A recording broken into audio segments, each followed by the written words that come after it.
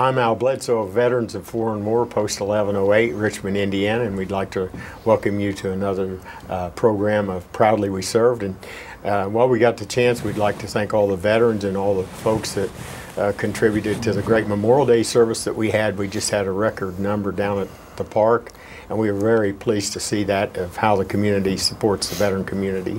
And with that, I'll turn it over to Ron for a minute. Yeah, glad to be back with you guys. Ron Chappell. I'm the chaplain for VVA 777 and a member of 1108. And good to be back with you again. To my left are two guests who honored us with their time this morning, and I'm going to let them introduce themselves since I can't seem to introduce myself. I'm going to let you guys go ahead. My name is Mindy Reese. I'm the Executive Director and CEO of Good News Habitat for Humanity in Wayne County, Randolph County, and Union County now. Okay. Ooh. I'm Pete McDaniel, Wayne County Veteran Service Officer. Okay. Pete's become almost a regular with us here lately. Just about. Yeah. I heard it boosted your guys' ratings. A little bit younger, a little bit better looking. Okay. I don't know about that. Mindy, let's start with you. Tell us a little bit about Habitat for Humanity and what you do. And I know Habitat does a great work in the community, and we're really honored to have you here today, to take the time to come to our show today. So give us a little history of Habitat. Well, thank you for having me on. I feel honored to be here and with you servicemen.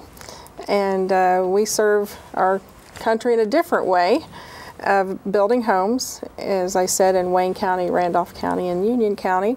It's our 25-year anniversary. We have many different programs. One of the reasons I'm here is our Veterans Program that we're kicking off here. Habitat for Humanity International has partnered with many veterans to build new homes, rehab homes, or help veterans that are currently in their home either make them handicap compliant or critical home repair or weatherization. We're doing that now.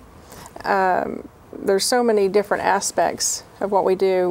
We do not give away free homes. We serve the community between someone who could afford a conventional loan and someone who can afford it and is on government housing. It's that gap in the middle that we serve, that might be paying high rent somewhere between around this area, $500 and $700 a month. Where our house payments with the 0% interest mortgage, they're only going to pay anywhere between $350 to $425 a month, and then that's their home.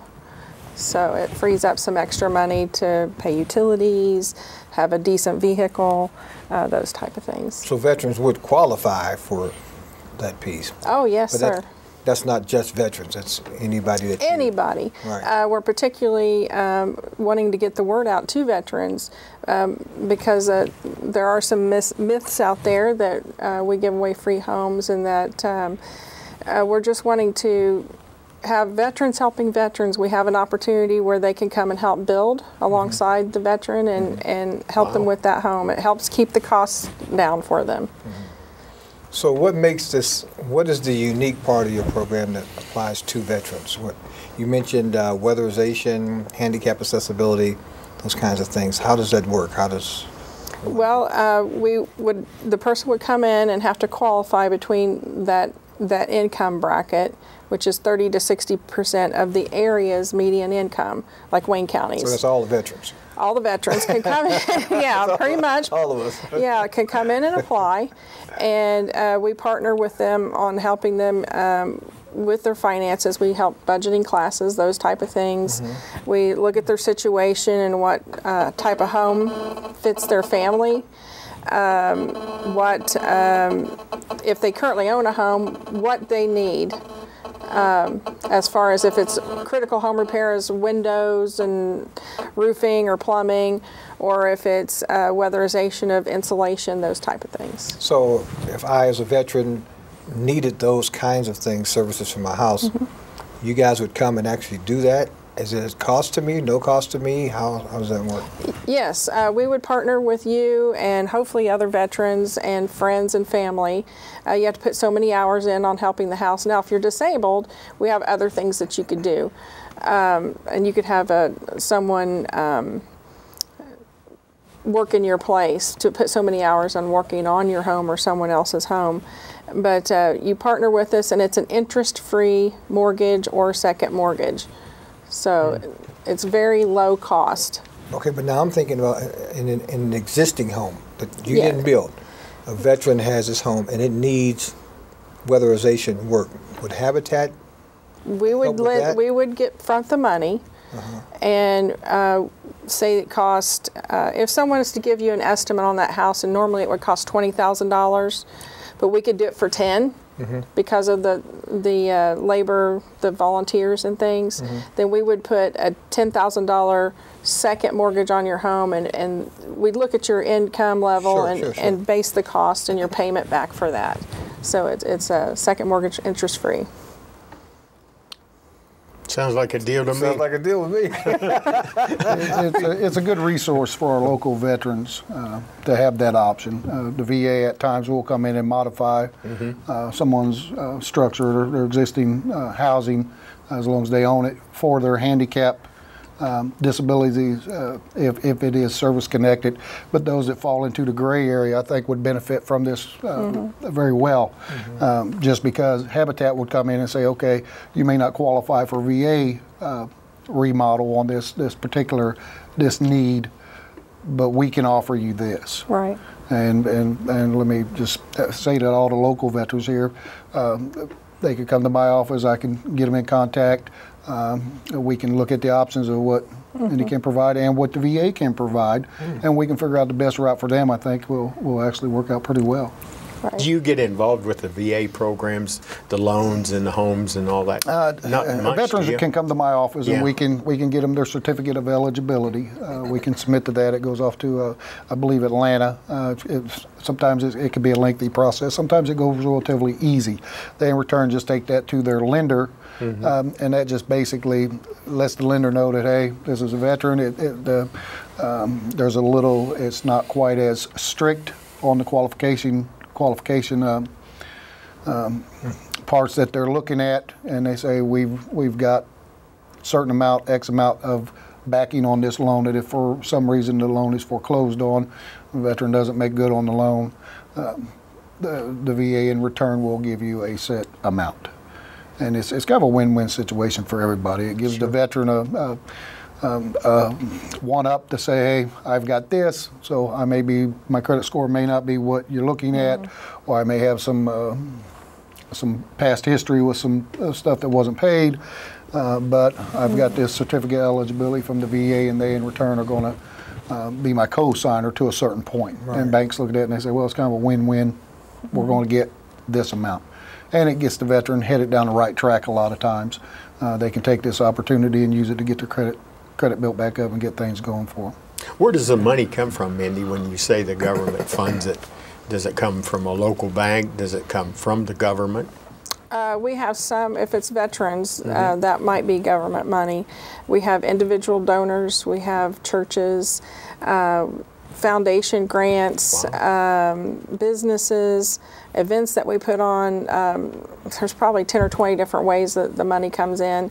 And when they do pay their second mortgage that's on their house, or the first mortgage, that money goes into Habitat, and we use that to rebuild. So it just recycles itself over and over to help other people. So when they come to you, they would have to bring their DD-214, or what do you require for them to validate their status? Just their military ID, as far as I know right now. Like I said, we're just kicking this off, and we were discussing if they had some issues or problems, whether they would qualify or not. They may qualify for our regular program, but not the veteran side of it. But still, they might qualify. Yeah. And this is a relatively new program for Habitat, and there's a lot I need to learn about it as well, as we was discussing prior to the show today. But it sounds like it's going to be a pretty positive thing for the local veterans as an option. Right. We have the VA now. Habitat has us as a resource. We have them as a resource. Right. When you put all these resources together, sometimes it just helps things go a little bit smoother for some of our veterans that are having a hard time. And if you got any questions, of course, about them, you can run it by Pete. Well, and I can say from my personal testimony, work with other folk, that he'll search it out. He'll find the documents. Yeah. Well, you asked me where the money comes from, but to keep the costs down, we need volunteers. And we do have skilled staff and volunteers on that will help train the volunteers if they're veterans. We've had people come and learn skills. One of the Hope House guys came, learned roofing, and went out and got a job. Come on, all right. So we teach them on the job. And so if the veterans are helping veterans, then they can learn new skills. They're helping somebody. That helps keep the cost down for the veteran, for other people. So we rely a lot on volunteers. What about the Habitat store that you've got out on East Main Street? That's kind of new too, isn't it, or relatively? Yes, just opened last October, and people can donate to that. They can come and shop there. It's open to the public, and the money that we earn from that goes towards building homes. So that's another resource that we have. That's an excellent community effort then. I mean, it's something that keeps everybody things can out of give the to. landfill. Sure, keeps recycling the money. Right, so. right. Yeah, I can see this being a true win-win situation. And the more I think about it, you know, because I know there are veterans out there who are struggling and who need the very services that you're talking about, you know, and just need to get the word out there to them. And you said it's new?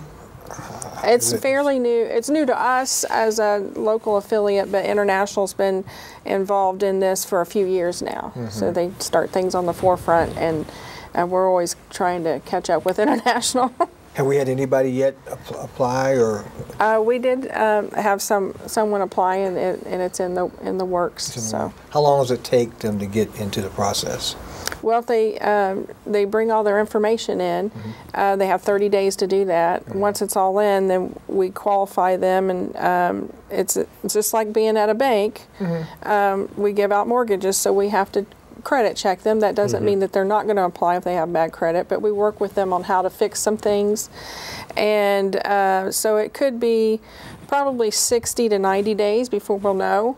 But then it could be another 6 months to a year before we have a place for them. Unless they have their own home, then we have to assess this situation, do a scope of work, and figure out, you know, how much it costs and what we can do and what they can afford to pay back.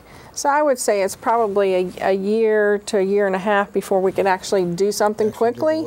But it could be faster. But I would say approximately that timeline.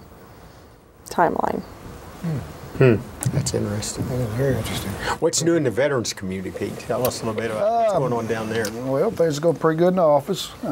Staying pretty busy. Trying to stay on a positive note. The county did do a little bit of remodeling there on the office to make it a little bit more private, a little bit more better for the veterans to come in and discuss certain issues that they have. So other than that, things have just been going smoothly. Going to a accreditation recertification here at the end of this month.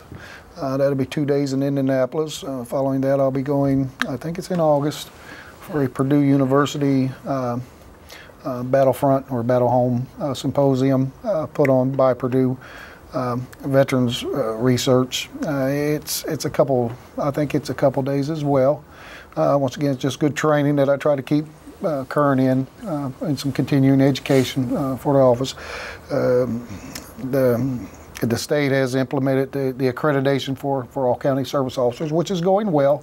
I got accredited last year. It was a little bit of a lengthy process, but I made it through it. So what that does, that just benefits the veterans. It gives them a little bit of comfort knowing, hey, this guy's had a little bit of training in this, so that they're not missing out on benefits that they possibly could qualify. But once again, we always got to keep in mind the VA has created a paper tiger with forms and stuff. It's very it's hard to follow sometimes, and we can understand how veterans can get frustrated. Yes, and that's why I'm there. Yeah. But other than that, everything's going good. And talking about paper too, let me say this to gals and guys, veterans. You need to have your paperwork somewhere where your folks can find it in the event of your demise. And it's not I've seen situations where it's been very difficult, and it slows the process down for Pete if he's trying to help you, because now he's got to go back to VA or wherever he goes and get all that stuff, and it can take some time. Right. So you need to get you a folder or something and put it someplace and mark it. This is what you need, something. And there is death benefits and stuff that veterans qualify for through the county, through the state, through the Veterans Administration, and it would be nice, and just to keep it with your personal documents and your legal stuff that you want to preserve. Keep it noted as veterans information. The main thing is the copy of the DD 214. That I get more veterans that have passed and family members come in and do not have, and without that copy of that discharge, it in return stops everything. We can't apply for veterans benefits on your behalf if we do not have that verification. And there are ways to get it, but sometimes it just doesn't pan out. Now, so far I've been pretty resourceful as getting flags and stuff for veterans coffins and this and that, but I'm running out of options as far as that goes. So that is good information to bring to the. We're a little bit different than Ohio, aren't we? Don't we have like the county service office, but in Ohio, aren't they funded by the state? Doesn't the state take over? The county, they work similar to us, but I think it's 1% of 1% of all Ohio taxes goes strictly to veterans. Oh, wow. County service officers such as myself and veterans programs throughout the state. And it may not seem like a lot of money, but it supposedly is quite a bit. And I hate to say it, but Ohio veterans can get more at a state level just off of that tax. That helps them as far as utility bills, rents, when a veteran falls on hard times. There's a little bit more resources out there for them.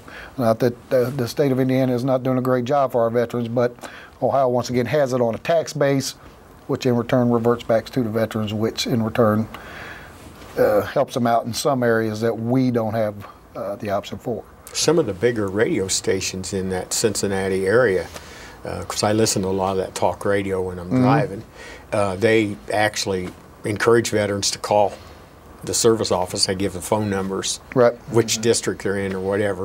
However they do that, so the state's got to be involved there a little bit, I think.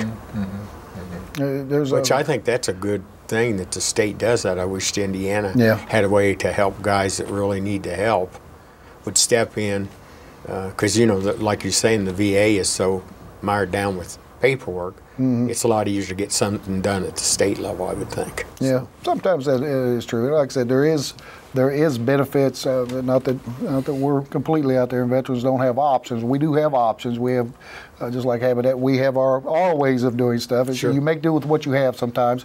And we do, most county service officers within the state, we resource. We find out who our resources are. I'll take Mindy as a resource, and I'll say, hey, I got you. I've got the trustees as a resource. I've got certain businesses, different community groups that I can say, hey, this is what we got. What can we do? And we try to make stuff happen. And a lot of times we do. Two questions. Pete, what benefits do surviving spouses have that they can tap into through your office? And Mindy, can a surviving spouse of a veteran be eligible for your program? So let's go with Pete first and come back. Surviving spouses, there's quite a few benefits out there. They can qualify, one for the death benefits, which is the veteran died of a service-connected injury, depending on what it was and what it actually says on his death certificate dictates a lot, and they can qualify for a pension for their life until they remarry. There's different rules that apply. As far as death benefits, there's a $250, a $700, and $750 death benefit if he dies within a VA hospital. If he dies, say at a local medical facility, we have the state issues the county, like Wayne County, they can get a $200 death benefit, $100 for burial. Fees, $100 for the setting of the stone, and there's just a different array of benefits out there. Now, when it comes to an automatic pension, no, they don't get an automatic pension, and a lot of veterans, widows, and spouses get confused on this they feel that they are entitled to the same benefits as the veteran because they was married to the veteran. Right. And although I'd like to say, yes, that would be a perfect world, unfortunately, they are not the veteran, so therefore they don't qualify for everything that the veteran qualified for. And if the veteran was getting some type of compensation due to a service-connected injury, when he passes, if it's not 100% and there's some other factors, it goes away. Is that right? And she no longer has that income because that was his income because he was the veteran. And that throws her into a different category. Right. And we can apply for some special monthly pensions for her, but the VA is I think it's right around 8,400 for our geographic location here in Wayne County.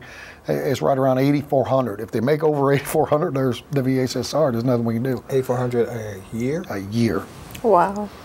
And you take your medical into it. You take medical into account for that. But you got to remember what we're looking at. We're looking at she's not the veteran. There's different programs out there for her that she could apply for. So they say, look, you got to really be bad before we can, start giving you a pension, being that you was never in the military. You just happen to be married to the veteran. Like I said, there's different opinions on it, and I have mine, and I kind of see both sides of the coin. Once again, these are veterans benefits. If you're not a veteran, we can't give them to everybody because then it would do you no good to be you wear that uniform. There's certain things that you are entitled to. Yeah. Well, that's an arguable point there because my wife was with me my entire served 24 years. Right. And a lot of these spouses feel, hey, I was in the military too. They put up with it. Yeah. And they put up with a lot of hardship and a lot of stuff. And in the perfect world, you'd like to say, yes, I think you should get his pension or qualify. But in the real world, it comes down to black and white, and they say veteran, non-veteran. Yeah. What about your program? Well, we don't discriminate whether they are a veteran or not, but I've never had somebody that was a widow apply for the veterans program, so I'd have to look at that as far as getting some additional funds to help with the home from the veterans. But certainly, if she's in that parameter, she would qualify. So that wouldn't matter. So yes, she could. And that's what I say. These are good options. She may not qualify on the VA, the guaranteed. Yeah. Right. Say the Habitat VA because she's not going to be able to provide a DD-214 showing service, so they're going to say, well, she's not a veteran. Right. But if I don't have to be a veteran to qualify for the program, what's the unique part about being a veteran that makes me the veterans qualify? program is veterans helping veterans, and then getting the benefit from the federal to help with the home where we can build more houses. This is. We certainly, there's people that are applying that may have military status before. However, this special entity is working with veterans to help veterans. I see. No, it's am I understanding program. that the state has earmarked some money basically for veterans program, veteran-specific housing? And they say we have 10,000 or 20,000 here, but you for whole Habitat has 100,000, and if you get a veteran, you can get it out of this fund. And like for instance, it's money specifically. I only have enough money to housing. build 4 houses this year. Right. But if I have a veteran build, I'm able to get some assistance. Yeah. Okay. Yeah. So I can help more people, and then the volunteer force too, and because veterans want to help veterans. Sure. And that's the thing, is that we have so much manpower, so much money. This thing helps us do more for more people. I like the idea about the guy that started roofing with you guys and ended up getting a job roofing. Yes, we've had a lot of that. Yeah. That's something you might want to promote. That Be some good mentor programs. Yeah, absolutely. Yeah. If they're young enough to do that, you have to. Well, there's electrical. We've taught people electrical. Yeah, I need a roof. I'm going to mentor both. Call me for I'm going to mentor both of you. Come on over tonight, and I'll show you how to hammer some nails. Okay. Well, I think I get on a ladder at this point in my life. But we're about to run out of time. Pete, how do they get into contact with you? Wayne County has a website. You can contact my office at 973-9207. And I'm there Monday through Friday at the lower level of the annex building. All right. Mindy? Well, our website will hopefully be up by the end of June. It's goodnewshabitat.org, and our number is 765-962-5986, or they can stop by the store on 3014 East Main. Okay, they can see you at the store? Not me, but they can get information at the store. Okay, okay. Yes. Okay. Yeah, I'm on 14th, or Right. South F Street, 1114 South F. You're like I was at the beginning of the program. Okay. Okay. Well, it was great having you guys here. It's very interesting, very informative. Huh? Yeah. It seems like we learn a little bit of more of what in the community about veterans and what can be done to help them. Absolutely. Yeah. Okay. All right. Well, I think we got to roll out of here. Huh? Yep. Yeah. Get it done. All right. Well, folks, thank you so much for tuning in, and we'll see you next time here on Proudly We Serve.